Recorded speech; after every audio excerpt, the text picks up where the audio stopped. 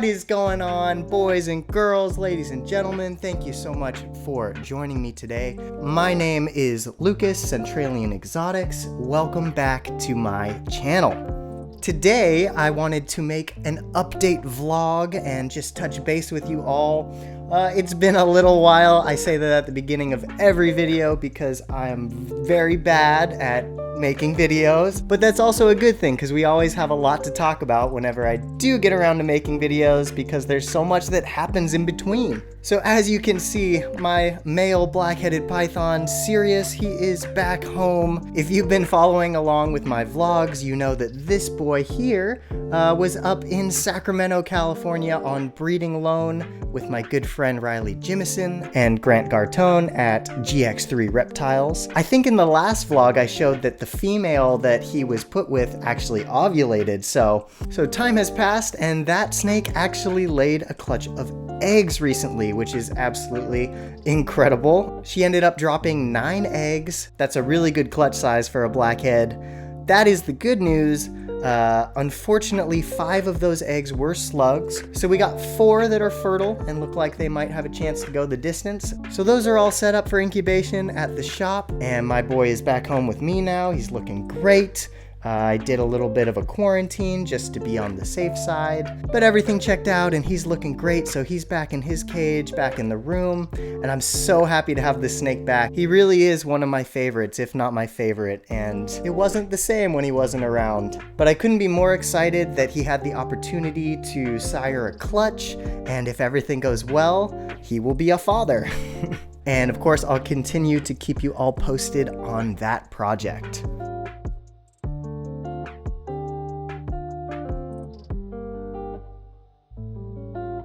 I'm completely obsessed with black-headed pythons, and it's a problem. I need to go to therapy before I am living on the streets because I can't pay my bills because I'm obsessed with black-headed pythons. In other news, Bredl's pythons, Morelia bredli, the Centralian python. I am working on breeding 4 pairs of this incredible species, and I'm doing that for a couple reasons. 1, I want to. 2 of those pairs are on a breeding loan here from Mr. Nick Mutton. So I am hoping to produce as sort of payback for him letting me take care of those amazing animals. And 3rd, I am also working on a research project for grad school where I hope to look at the difference in reproductive success and neonate fitness in maternally incubated versus artificially incubated Bredl's pythons. So the more clutches that I'm able to get on the ground here, that we're able to get on the ground at my university in West Virginia, and also some clutches hopefully that Nick Mutton will be collecting data for as well, the more data we can get, the more robust that sample size will be, and the better my study will turn out. So I have warmed all of my Bredl's pythons back up to their normal temperatures, and I have fed them a few times to get their systems back up and running and hopefully stimulate some of that follicle growth. And now I've been pairing. I'm actually at that really exciting point in the process where I am putting males and females together and crossing my fingers, hoping for the best. It's such an exciting part of the process because I have been working towards this moment since like November, and now is the time to see whether all this work that I've been doing is going to pay off this year or not. Now, I'm very excited to let you guys know that yesterday morning I actually got visual confirmation on my first lock of the season. Now, that doesn't mean that it is the first lock of the season. It's entirely possible that the snakes have been doing the dirty deed when I'm asleep, when I'm not around. They've been jamming themselves into their hides and future lay boxes where I don't have a good sight line. So this is just the first lock that I have been able to confirm with my eyes. However, that doesn't mean that it hasn't been happening when I can't see it. But it's such a good sign to know that they are actually breeding, they are copulating. It's the hypo-het stripe pair that I was able to observe copulation. So that is extremely, extremely exciting. That one in particular, those are some really, really nice hypos for being 50%. They have great color. And so hopefully we'll actually have some hypo stripes. Now I did want to touch on how I was able to encourage the snakes to lock up, because I've been pairing for a couple weeks at this point, and like I said, this is the first time that I've actually seen them do that. And well, one of the tools in my arsenal that I'm using is supervised, controlled male combat. Bredl's pythons are one of those species that are indeed known to combat in the wild. Males will duke it out for breeding rights with a female. And so what I'm able to do here in my room is I clear out a cage, I toss 2 males together, I never leave. They are always in my sight, and I'm ready to intervene at any moment. And I let them quite simply smell each other, become aware of each other's presence, and then once they start to intertwine and try to wrestle the other male to the ground, I immediately separate them and put them in with their respective female. In theory, ending the session in this way will hopefully allow both males to feel like they won. To the victor go the spoils.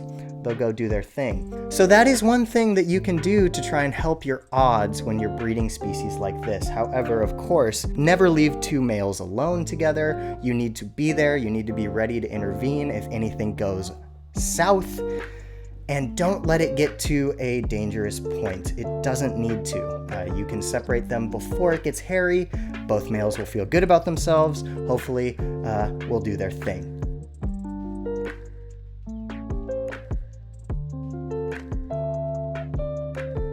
So, I will continue doing male combat. I will continue pairing my Bredl's pythons, hoping they'll keep locking up over the coming weeks, watching females for ovulations, and I'll keep you guys posted. Again, hopefully we get some good clutches on the ground. Stay tuned for all of the developments in that department. Speaking of new developments, and this is a shameless plug, I do now have a Teespring store with some cool merch options. This is a hoodie with my beautiful Aru green tree python on the back. So if you like what I do here and you want to support me, you want to support the channel, help offset some of my food bill, check out the Teespring store, see if there's anything you like. I'll be adding a lot of new designs and cool stuff to that over the coming weeks. Shameless plug, get some Centralian Exotics swag.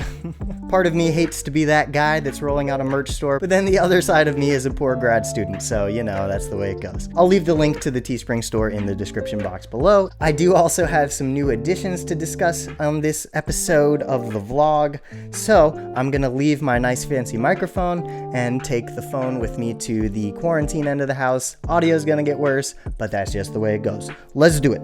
Fellas, welcome to my kitchen. I live in an apartment, so quarantine is just the other side of the apartment. It's the best I can do.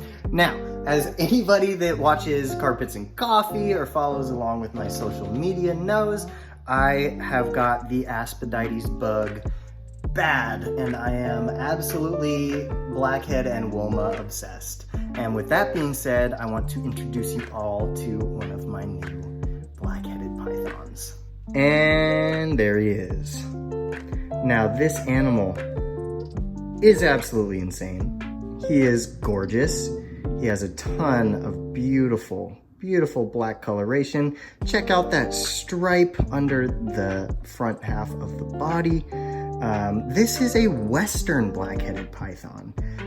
Now, those of you familiar with blackheads probably know the Eastern and Western populations, localities, they tend to have a little bit of a different look to them. So the Westerns tend to be more black and white, some different looks with the banding, a little bit smaller on average, while the Eastern locality animals are known to be a little bit bigger, colorful look, whereas the Westerns almost kind of have like a natural axanthic thing going on.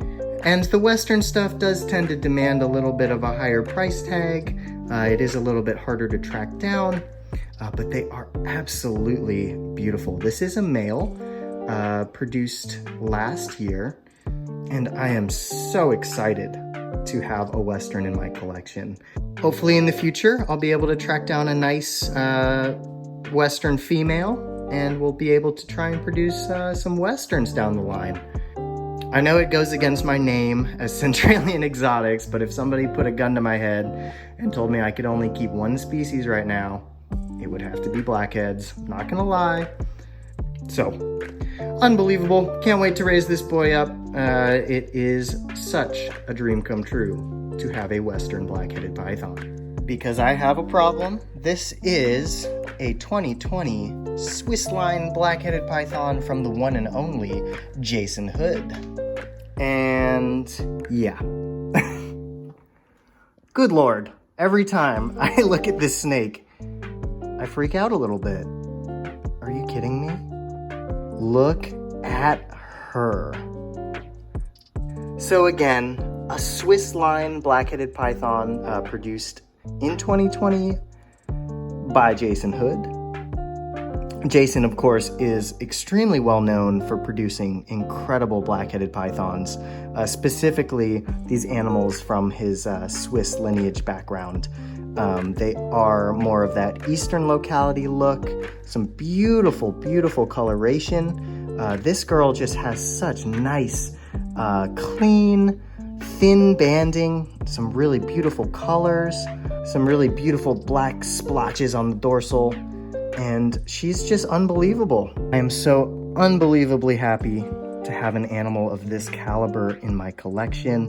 And that puts us at 2.2 black-headed pythons in my collection, not including, hopefully, the ones that are gonna hatch out in Sacramento, Sirius's children, if everything goes well. So things are really coming together on the black-headed python front. I never imagined in a million years that I would be working with 4 of these species, let alone, the potential to even have a couple more, possibly, if everything goes well with those eggs. So I could not be happier.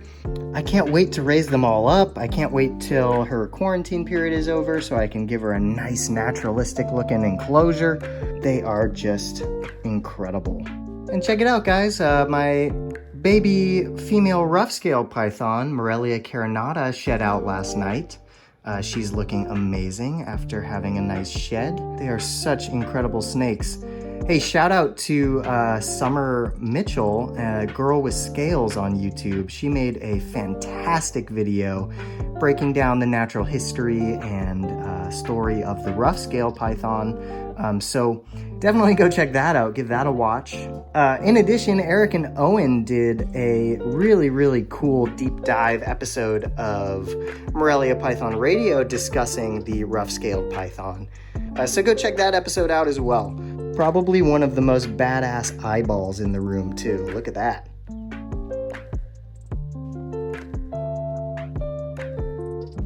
We need more rough scales. Green trees in shed. She's looking a little cloudy, but still figured we'd say hello real quick. Hello. And back to the good audio. Well, everybody, that's where I'm going to leave it today. I hope you've enjoyed spending some time with me for this update vlog. There should be some really cool things happening over the next couple months, so definitely stay tuned, subscribe to the channel if you have not already. Really appreciate that. If you've got any comments, questions, concerns, rage, ramblings, whatever, shoot it to me in the comments down below. Join us for Carpets and Coffee Monday mornings at 10 a.m. Pacific time. That's me, Riley Jimison, Eric Burke, and sometimes Owen and others talking snakes. And again, thank you so much for watching. Until next time, my name is Lucas, Centralian Exotics. I hope you all have a wonderful rest of your day.